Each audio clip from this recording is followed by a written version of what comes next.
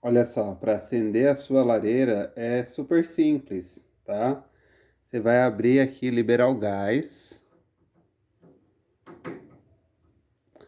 Aqui é onde você aciona o gás para a lareira.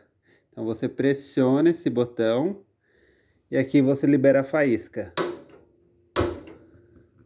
Segura aí por uns 30 segundos, o tempo do fogo estabilizar na lareira. E pode soltar devagarzinho. E aqui você regula a temperatura.